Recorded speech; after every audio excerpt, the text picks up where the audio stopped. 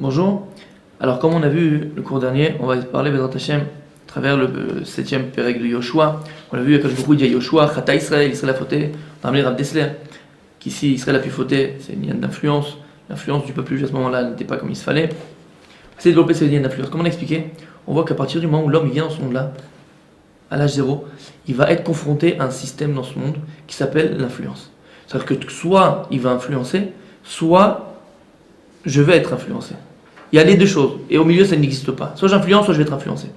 Alors, on va essayer de développer Bezrat Hashem des points essentiels dans tous les domaines de la vie. Par exemple, on a dit déjà, quand tu viens dans ce monde-là, tu vois que tu ne décides pas la famille où tu vas naître, qui va influencer sur toi. Tu ne décides pas la ville où tu vas naître, qui va influencer sur toi. Tu ne décides pas le pays où tu vas naître, qui va influencer sur toi. Tu décides de rien. Et tu vois que tous ces éléments vont influencer sur ta vie, vont influencer sur toi-même. La façon de penser, la façon d'agir, la façon de s'habiller même. Ouais, surtout. Alors, par exemple, puisqu'on parle de là où tu vas naître, donc ça va influencer ta vie, on voit l'influence des mazalot par exemple. L'influence des astres. Pas des désastres, parce que des fois c'est des désastres. Non, des astres. Ouais, l'influence, l'astrologie, tout ça. On voit que par exemple, on dit que El Mazal Israël. Avant, on voit qu'il y a l'astrologie. On voit par exemple que Avram Avinu ne pouvait pas avoir d'enfant. Il y a écrit que je vois, il dit sors de ta tente et regarde le ciel. Ouais. Là-bas, le Midrash il dit pourquoi je vous l'ai fait sortir tant de regarder le ciel. Il dit Avram n'aura pas d'enfant, Aval Avraham il aura un enfant. C'est-à-dire que Avram regarde dans le ciel, Avram n'aura pas d'enfant. Aval Avraham regarde après les étoiles, oui il aura un enfant.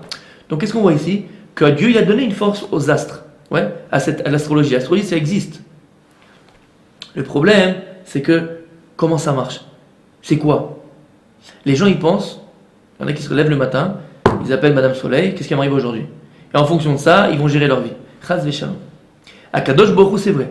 Il va créer des astres, il va créer, d'accord, une force qui va influencer sur la personne, qui va influencer même des fois sur une nation entière.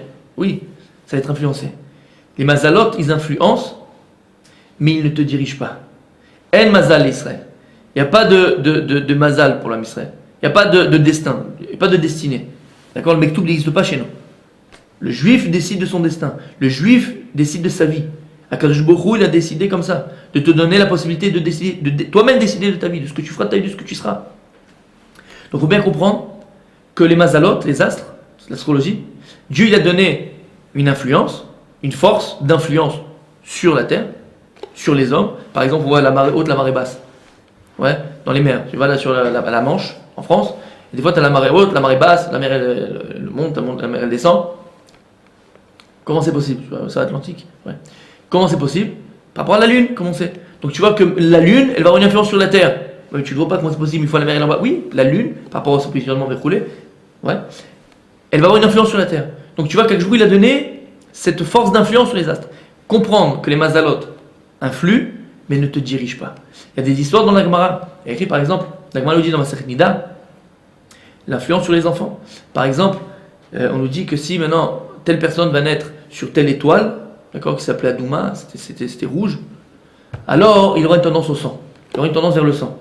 Mais la Gemara nous dit, ça veut pas dire que tu vas être un assassin, c'est-à-dire que tu pourras toujours diriger. Alors, la personne qui va être née sur cette influence-là, par exemple Adam, rouge, qui est le sang, à lui de diriger. C'est vrai qu'il va être attiré par le sang, mais il pourrait être moël, faire des brit milot, faire des mitzvot, pour être chochet, abattage rituel des bêtes. Il pourrait être aussi assassin, mais ça c'est entre tes mains. C'est-à-dire que tu vois qu'il va avoir une influence, c'est vrai sur la personne, mais ensuite, la direction, c'est toi qui dirige. C'est toi qui vas le diriger vers le bien ou vers le moins bien. Donc on voit que les mazalot, oui, ils nagent pas sur la personne, nagent pas même sur la terre. Mais Akadosh Baruch Hu il a donné à l'homme, au juif, la possibilité de le diriger. C'est à toi de le diriger de la direction. Par exemple aussi, on voit l'ashpa du makom. On voit l'ashpa d'un endroit. Ouais, c'est toujours arrivé, ouais. On arrive dans un endroit, par exemple tu cherches une maison, à acheter, à louer, tu arrives dans une maison, et à Talon Marguiche, tu te sens pas bien dans cette maison-là. Tu te sens pas bien. Tu dis non, pourquoi? Tu vois que le makom, l'endroit, il a une ashpa. L'endroit, il a une influence sur la personne. Tu as des endroits où tu te sens bien, des endroits où tu te sens pas bien. Par exemple, plus fort que ça. Des fois, on est en groupe comme ça, on discute avec des amis, des copains, d'accord, on est tous ensemble, ou des filles avec leurs copines, des femmes avec leurs copines. On est dans une ambiance sympathique, positive, on rigole, déroulé. Et tout d'un coup, tu as un qui rentre comme ça, on appelle Monsieur le Noir. C'est Monsieur le Noir, il rentre, Tout était sympa, on rigolait, c'était une super ambiance. Il s'assoit, on rigole plus. L'ambiance elle est noire. C'est Monsieur Lenoir. L'ambiance elle est noire. Tout est, ouais, c'est des positifs, tout devient négatif. Tout est, je sais pas. Le type, il a une influence négative. Tu vois que même les personnes elles-mêmes, nous, l'homme, ouais, il va émettre de lui-même, entre guillemets, une influence positive ou négative. Des fois, t'es en groupe comme ça, tout ça, et t'en as un qui vient, Monsieur Lenoir, il vient. C'était sympa, chacun rigolait bien. Il est arrivé, il a cassé l'ambiance. Pourquoi? C'est un type qui est toujours noir. C'est un type qui a une influence négative. Et c'est une réalité. Alors on va expliquer comment ce type-là, comment d'abord le guérir, comment se guérir nous-mêmes, comment se guérir. Mais juste pour expliquer, pour un petit peu montrer que l'influence est une réalité. Et que c'est quelque chose qui nous entoure dans tous les jours, tous les domaines de la vie. Par exemple, la Gemara elle dit Shoshat Soakim Venaninaim. Venaninaim. Trois, la Gemara dans Metzia, qui crient à Kadosh Baruch Hu. Il crie à Kadosh Baruch Hu. Et à Kadosh Baruch Hu, il les écoute pas, il répond pas. Alors Rachid il explique des fois c'est le Bedin, il y en a qui expliquent que c'est le Bedin qui les écoute pas, le tribunal qui les écoute pas. Il y en a qui expliquent que c'est Kadosh Baruch Hu qui les écoute pas. C'est lesquels? Un qui a prêté à son prochain de l'argent. Un type est venu te voir et t'a dit tu peux me donner 200 000 euros, prêter 200 000 euros. Toi tu dis ok, tu as prêté. Tu n'as pas pris des témoins. Tu n'as pas signé un papier avec des témoins qui étaient là pour démontrer que tu as prêté. Après 2 mois tu reviens, tu dis tu me rends mon argent. Et le type il vient, il dit tiens, tu m'as rien prêté. Et toi tu cries à Kadosh Baruch Hu, regarde j'ai fait un massé chesed, j'ai fait une bonté envers mon prochain, je lui ai prêté, Kadosh Baruch Hu, ne laisse pas comme ça. On t'écoute pas. Mais tu es bête ou quoi? Tu prêtes 200 000 euros à quelqu'un sans témoin, sans papier, sans rien du tout, t'es un imbécile. Rachid dit, toi-même, t'as été le facteur de ta perte. Fais les choses comme il faut. 200 000 euros, tu payes sans témoin, sans truc, même à ton frère. On prête pas, on sait jamais ce qui peut arriver. On t'écoute pas. Un autre, il dit, ça va plaire à plusieurs personnes, surtout aux hommes. La Gemara, il dit, celui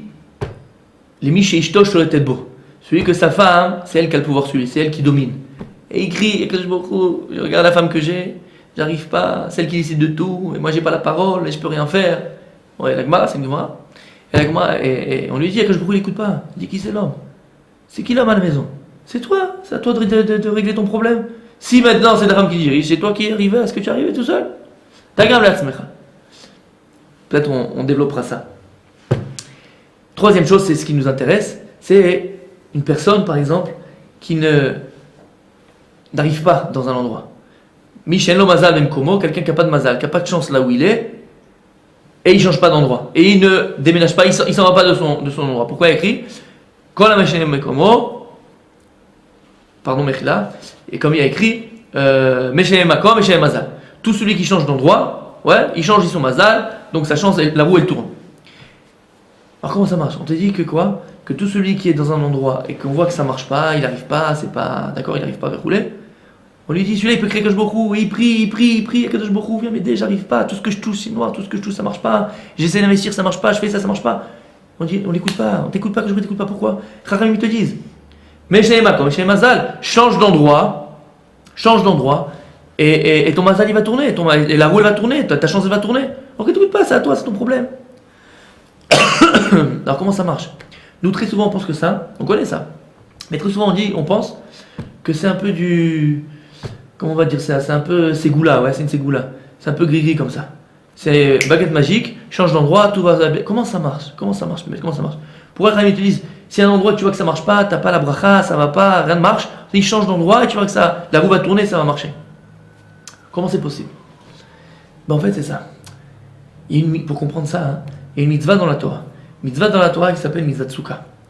Mitzvah Tsouka, on te dit, c'est quoi le inyan de Mitzvah Tsouka? On te dit, sors de ta maison qui est fixe et va dans une maison qui est araï, dans une maison provisoire. Qu'est-ce que le Chachamim nous demande? Qu'est-ce que la Torah elle te demande ici? Sors d'une maison qui est fixe et va dans une maison provisoire. Qu'est-ce que la Mitzvah Tsouka vient m'apprendre? Elle vient t'apprendre une chose. Tsouka, c'est au début de l'année. La Torah elle te dit, il faut que tu arrives à faire le vide dans la tête. C'est-à-dire qu'on te dit, sors de la maison qui est fixe vers une maison provisoire, enlève de ta tête tout ce qui est fixe. Tout ce qui est fixe jusqu'à présent, tout ce qui était fixe dans ta tête, enlève tout ce qui est fixe, tous les idées fixes que tu avais, enlève-les de ta tête. Remets-toi en question, remets-toi en question. Sors dans une maison provisoire.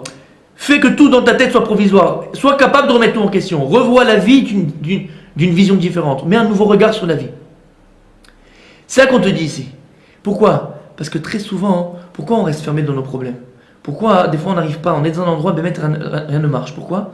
Parce que le problème c'est que quand tu restes dans cet endroit-là, quand tu restes avec tes problèmes, tu t'enfermes dans des problèmes, ton esprit il est plus libre. Ton esprit il est bloqué. Tu restes avec tes idées fixes, pardon. La Torah ici, la Mitzvah Tsouka, c'est qu'on va t'apprendre. Sors des idées fixes. Sois capable de te remettre en question et de te remettre en question et de voir la vie avec un nouveau regard. Regarde les choses avec une nouvelle vision. Et tu verras que les problèmes que tu pensais des problèmes, des fois c'était même pas des problèmes. Ouais, c'est ça en fait. On te dit, quand tu vois dans un endroit où ça marche pas, t'as pas la bracha, rien ne marche, c'est difficile de rouler, on te dit, sors de cet endroit-là. Mishneh Makom, Mishneh Mazalo. Pourquoi? C'est exactement ça. Des fois ça suffit que tu changes simplement de trottoir. Tu vas juste sur le trottoir d'en face, dans la maison d'en face. Des fois ça suffit simplement que tu prennes une semaine de vacances. Pourquoi? Parce que ton esprit, tant que tu restes au même endroit, ton esprit reste avec les mêmes problèmes. Ton esprit reste avec la même. Il est fermé. Il reste fermé ton esprit. Il n'est pas libre de réfléchir convenablement. C'est ça qu'on te dit. Ouais. Libère-toi l'esprit, regarde la vie d'une nouvelle vision. Et je vais donner un exemple à l'époque. Je crois qu'on avait fait un cours sur ça. Ouais. Une fois, j'avais été chez un voisin à moi qui habitait juste à côté de chez moi. Je vous avais dit à trois immeubles de chez moi. Et j'étais monté chez lui et j'étais sorti dans son balcon. Quand je suis entré dans son balcon, la même rue que moi, j'ai eu une autre vision de ma rue. Complètement, j'avais l'impression d'être autre part. Faites l'expérience, vous verrez que c'est vrai. Va juste chez ton voisin qui habite en face. Ouais. Et regarde ta rue. Tu vas voir que ta rue, elle a tu as un autre regard sur ta rue. Tu vois que tu es autre part. Pourquoi? Parce que tu as réussi, ouais, à te téléporter. Tu as réussi à sortir de tes problèmes. Tu as réussi à sortir de l'endroit où tu te trouvais, des problèmes où tu te trouvais. À partir du moment où tu viens extérieur aux choses, ouais, donc tu vois les choses différemment complètement. Complètement. Donc c'est ça, tu vois que l'endroit il peut influencer sur toi. L'endroit il influence par rapport à ce que tu entends, par rapport à ce que tu vois, par rapport à comment tu vis. Il va influencer même sur ton état d'esprit. Il va influencer sur tes prises de décision. Et c'est pour ça que les décisions que tu vas prendre elles vont être, dans un cas pareil, toujours mauvaises. Et que tu vas jamais réussir. Parce que tu vas prendre les décisions par rapport à l'influence que tu as. Il faut sortir de ces influences-là et arriver à avoir la vie d'une nouvelle manière. Donc on voit que l'endroit, il peut avoir une influence sur la personne, positive ou négative, mais quand tu vois que l'influence elle est négative, comme dans ce cas-là, quand on te dit que ça marche pas, tout ça, on te dit change de macron, ton mazal il va changer. C'est-à-dire qu'ici, il faut que tu arrives à te détacher de ces influences-là. Détache-toi de ton esprit, détache de ton esprit ces influences-là, et tu vois que tu arrives à avoir la vie d'une manière différente et trouver les solutions à tes problèmes. Donc là, on vient de voir, à travers ces exemples-là, l'importance et le corps de l'ashpa, l'influence par rapport au mazalot, par rapport à l'endroit que tu te trouves. Et bien, on va continuer par rapport à d'autres domaines. Au revoir.